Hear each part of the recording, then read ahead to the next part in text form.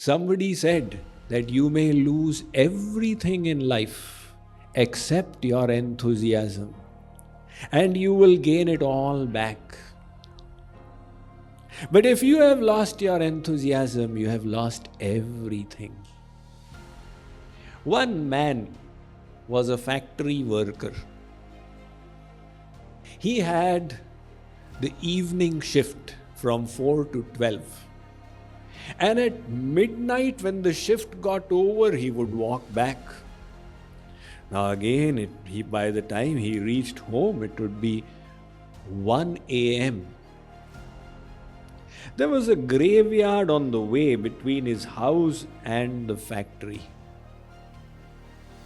One day he decided to take a shortcut. He walked through the graveyard. It saved him all of 25 minutes. And nothing untoward happened, although he walked through a graveyard. No ghost came to scare him, and no spirits embraced him, and all the superstitions that he had heard. It was all right, no risk. So he decided to do it every day. And every day he was saving 25 minutes as he was walking from his factory to his house via the graveyard. It became a habit for him. One day, unknown to him, a new grave had been dug on the path itself. Now at night, when he got out of his office to walk, it was a moonless night and also starless because of the clouds. Nevertheless, he had become familiar with his path, so he was casually walking, relishing the night breeze, when all of a sudden, plop, he fell right into the grave.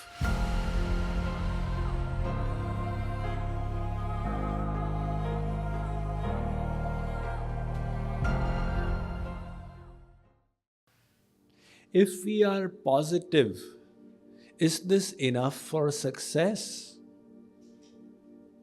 No. A third ingredient is required, and this is inspiration or motivation. What is motivation?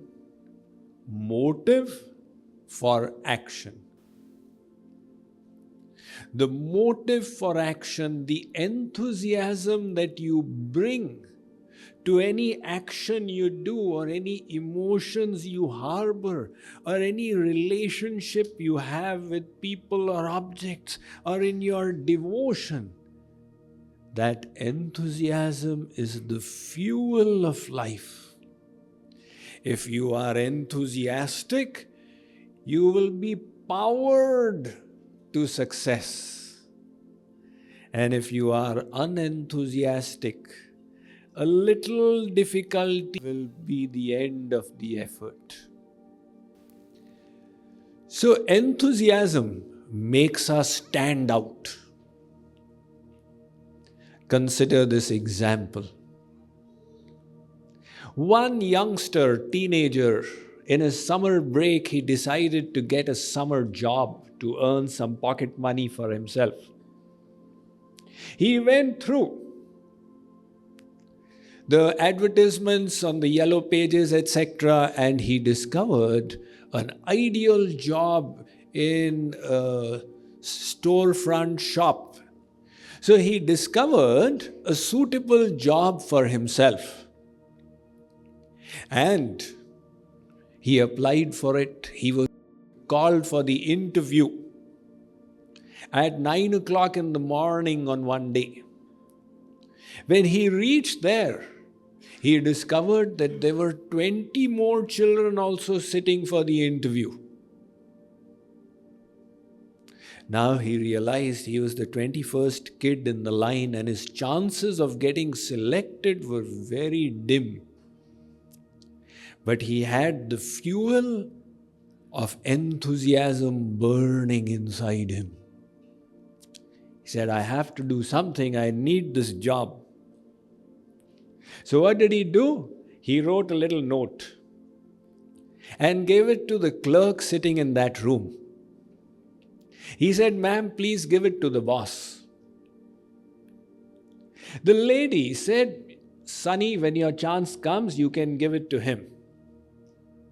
However, he had a sense of urgency in his voice. He said, "Madam, this is really important. He needs to see it right now." So, since she was experienced, she realized there was something different about the way he was speaking. She took the note and gave it to the boss. When the boss read it, a smile appeared on his face. The child had said, "Sir, I have applied for the job, but I am the 21st kid in the line. Decide nothing until you see me." What is speaking out is his enthusiasm. This inspiration is what brings specialty, excellence to anything we do. Without inspiration, the deities are stone idols. With inspiration, we see God in them. Without inspiration, a bhajan is a mere song. With inspiration, we are oozing with devotional sentiments. So it is always the inspiration that brings the cutting edge that makes all the difference in life. You know, when the 100 meters race is run, the person who gets the gold medal in the Olympics, very often he beats the silver medalist by 0.01 second. That's such a tiny difference to distinguish between the silver medalist and the gold medalist. But that is how life is.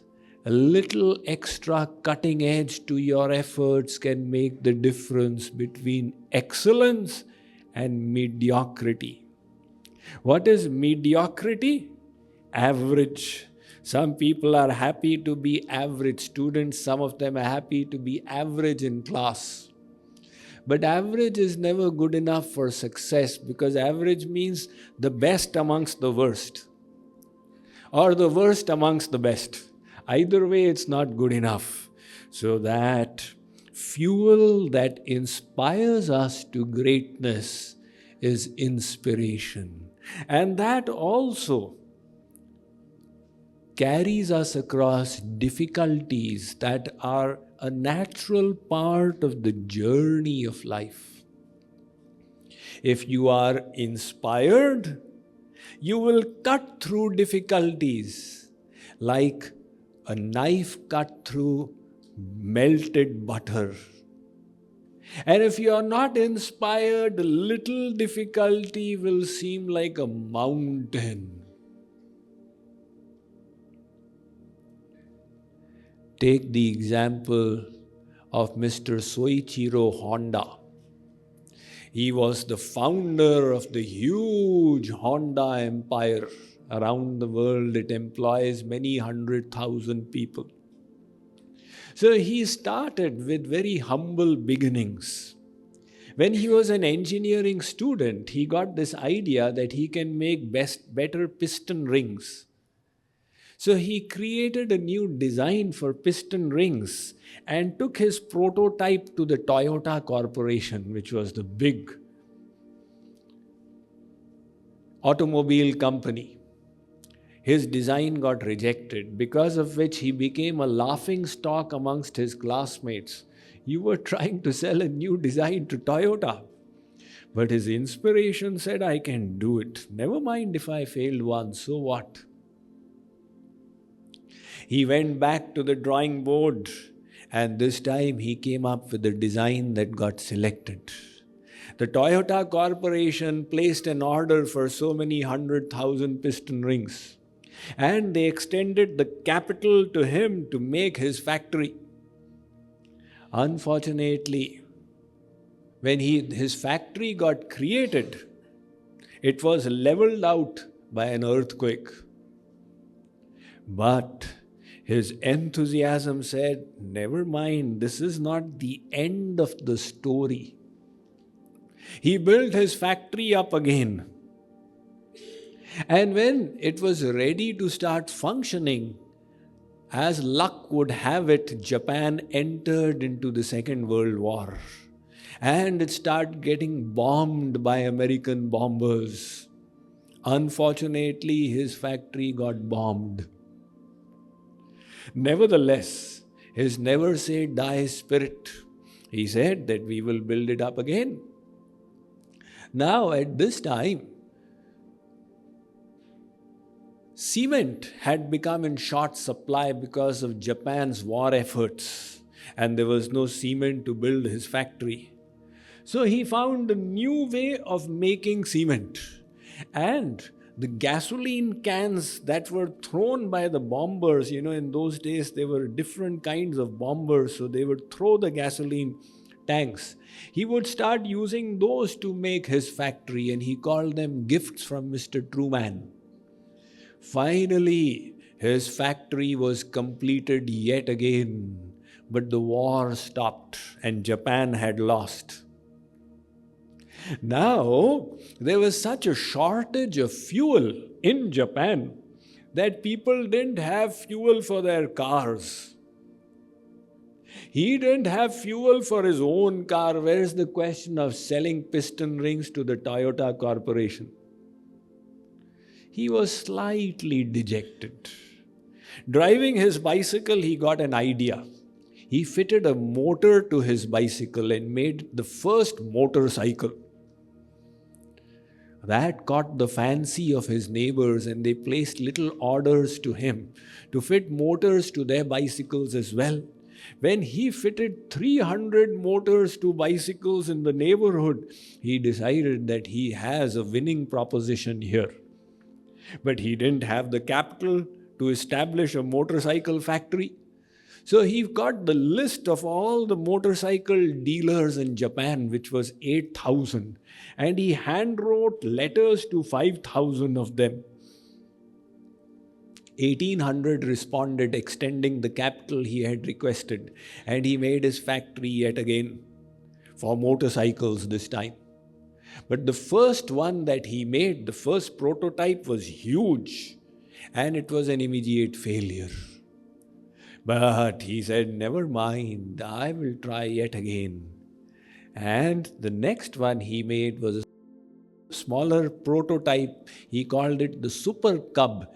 It succeeded, and after that he never looked back. So what was it that was carrying him through all these difficulties? It was that essential ingredient called enthusiasm. If you are enthusiastic, you have the never say die spirit. See, the people who succeed also failed. They failed 4 times, but they did not give up. And the 5th time they succeeded. And the people who failed were the ones who gave up on the first failure or the second failure or the third failure or the 4th failure. So, somebody said that you may lose everything in life except your enthusiasm, and you will gain it all back. But if you have lost your enthusiasm, you have lost everything. That is why Henry David Thoreau said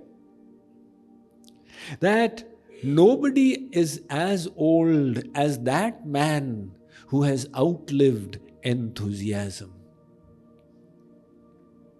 So, enthusiasm or inspiration helps you surmount obstacles that are natural in the journey of life. And enthusiasm also helps bring focus. When you are enthusiastic, you apply all your mind and intellectual faculties on the work at hand. Without enthusiasm, there are a million distractions. So in every way, this inspiration is such a vital virtue to possess in life. How does this inspiration come about? Is it in the genes? Some people by their genes are enthusiastic. Is it some hereditary quality? Not really. Each of us can go through a whole spectrum of enthusiastic or insipid dispositions. One person's enthusiasm can change based on the situation. One man was a factory worker. He had the evening shift from 4 to 12. At 4, he would go walking to the factory, which was about 3 miles away. It would take him almost an hour. And at midnight, when the shift got over, he would walk back. Now again, by the time he reached home, it would be 1 a.m. There was a graveyard on the way between his house and the factory. One day he decided to take a shortcut. He walked through the graveyard. It saved him all of 25 minutes. And nothing untoward happened, although he walked through a graveyard. No ghost came to scare him, and no spirits embraced him, and all the superstitions that he had heard. It was all right, no risk. So he decided to do it every day. And every day he was saving 25 minutes as he was walking from his factory to his house via the graveyard. It became a habit for him.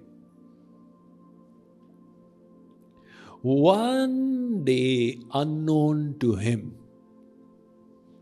a new grave had been dug on the path itself. It was half dug. The pit was there, 7 feet deep. Now at night, when he got out of his office to walk, it was a moonless night and also starless because of the clouds. Nevertheless, he had become familiar with his path, so he was casually walking, relishing the night breeze, when all of a sudden, plop, he fell right into the grave. 7 feet deep pit. He tried to claw his way out, but found it very difficult because the height was so much and he didn't have the strength in his arms. So he decided, all right, let me relax here. Nothing is going to happen. No ghost is going to scare me. So he sat down on the other side of the grave. About 20 minutes went by.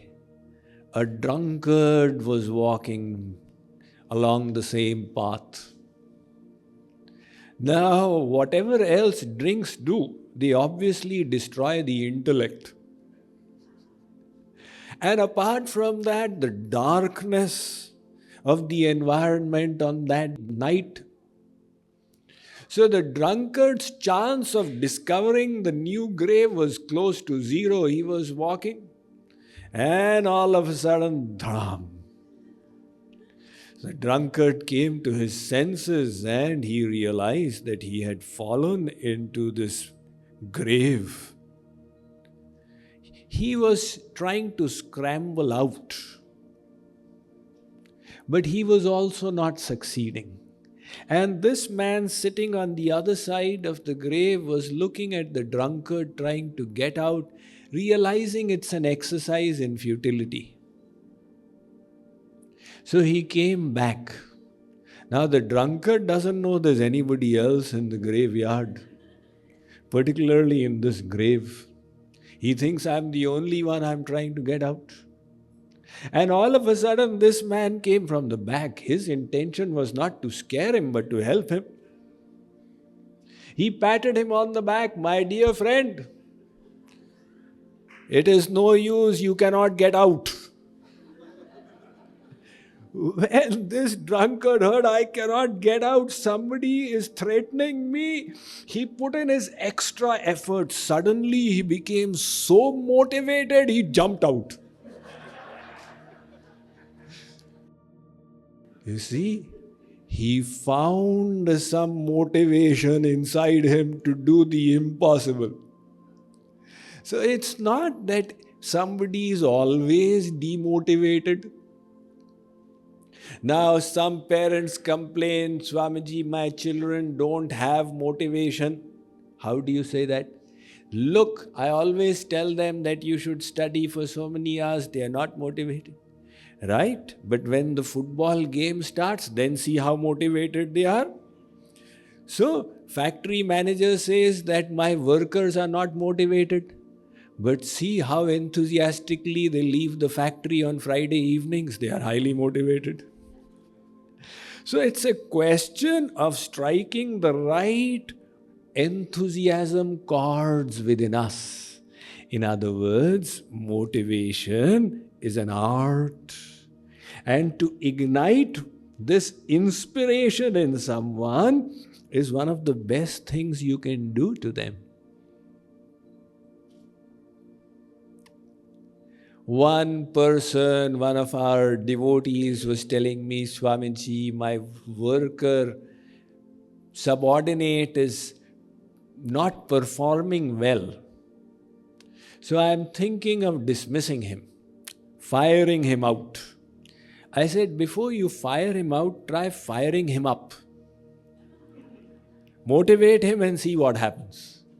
He did that and he found the whole behavior changed. So when there is this scope of motivating ourselves and even motivating others, then it is a science worthy of learning and a science worthy of practicing, implementing and cultivating for our own benefit, for success in this life and beyond.